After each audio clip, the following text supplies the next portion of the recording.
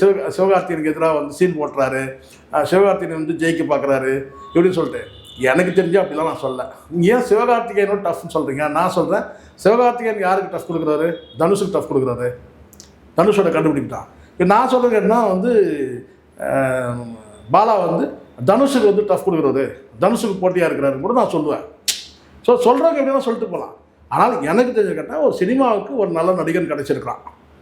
நான் அப்படி தான் பார்க்குறேன். அவர் ஃப்யூச்சரில் அவருடைய எப்படி ஸ்டாண்ட் பண்ணிக்கிறாருன்னு பார்க்குறேன். இது இதில் வந்தவர் தானே சிவகார்த்திகேயன். அப்போ இன்றைக்கி வந்து மிரட்டுறாருல, அந்த அளவுக்கு தான் நான் கேட்டேன். நான் அப்படி தான் நான் பார்க்குறேன். அடுத்தடுத்த படங்களில் தன்னை எப்படி அவர் வந்து மெருகேற்றிக்கிறாரு, எப்படி அடுத்த கட்ட பயணம் எப்படி இருக்குதுன்றதெல்லாம் நம்ம பொறுத்துட்டு பார்ப்போம். ஆனால் வந்து ஒரு நடிகனாக வந்து ஜெயிச்சிட்டாரு. இப்போ ரெண்டாவது நீங்கள் சொல்ல ஒரு விஷயம் தான் என்னென்னு கேட்டால், அவர் நிறைய பேருக்கு உதவி செய்கிறாரு, அது மூலமாக சிம்பத்தி கிரியேட் பண்ணுறாரு. இங்கே நாக்குக்கு நரம்பே கிடையாது சார். இது யார் வேணால் எப்படி வேணால் பேசலாம்.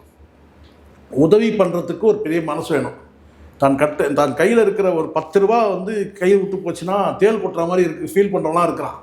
எது தன் கையிலேருந்து ஒரு 10 ரூபா போயிடுச்சுன்னா தேல் கொட்டுற மாதிரி ஃபீல் பண்ணுவான். ஐயோ துடிப்பான்.